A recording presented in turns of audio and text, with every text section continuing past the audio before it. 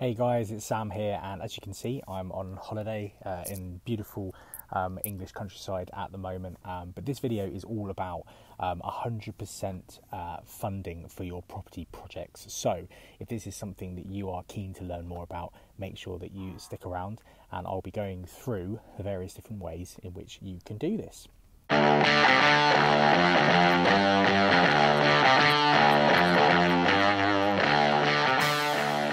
Property is about patience.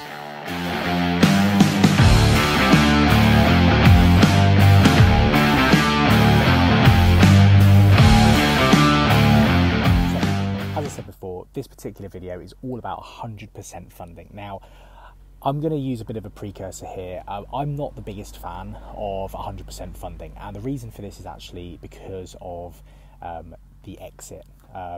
The exit for any kind of bridging or development finance, which is what we'd be using to get 100% funding on a project, is always one of the most important things, and always how I start any particular deal. Well, I will always look first and foremost at what the exit is, and then we work backwards from there. So obviously, the higher the amount that you're borrowing, the trickier it is to make that exit work. And I will be doing, I have done a video previously all about the exit strategy. And if it's something that's interesting for you, leave a comment below, and I can make sure that I can update that and do another one as well.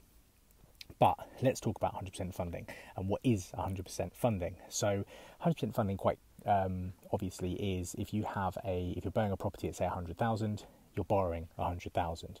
Now, ordinarily, if you're taking out a mortgage, the biggest issue that you're going to have with this is that you're going to be limited to a loan to value.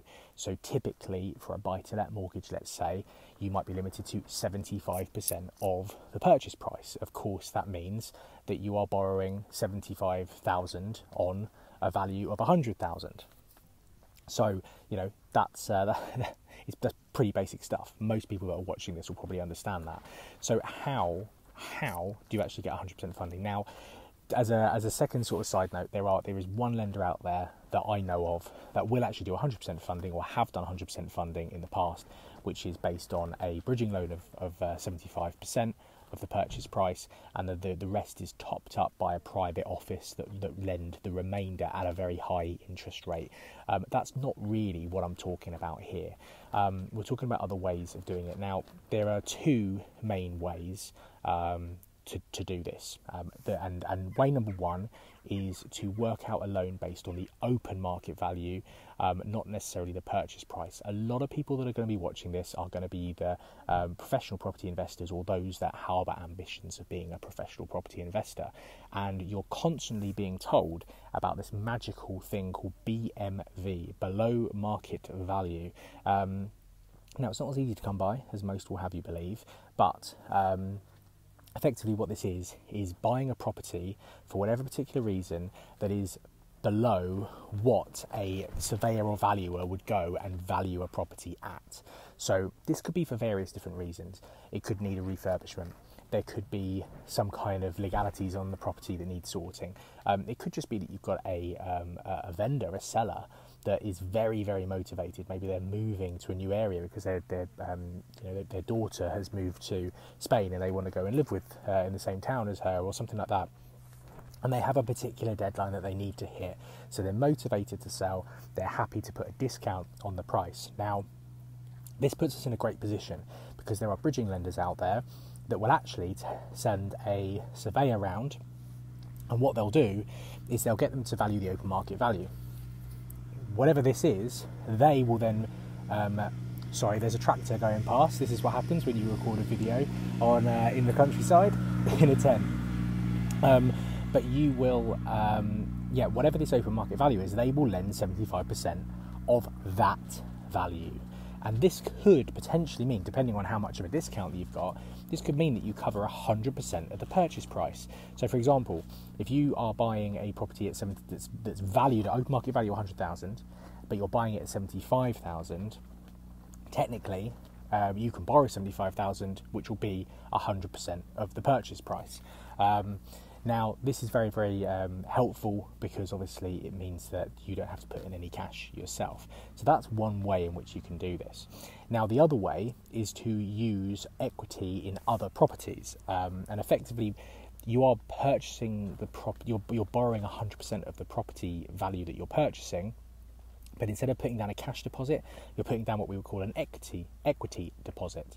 And what this means is that, say for example, you had one or more other properties in your portfolio currently that had equity in them that we can utilise, the lender would put a charge on the property that you're purchasing, and they would also put a charge on the property or properties in the background of the equity that's available for this.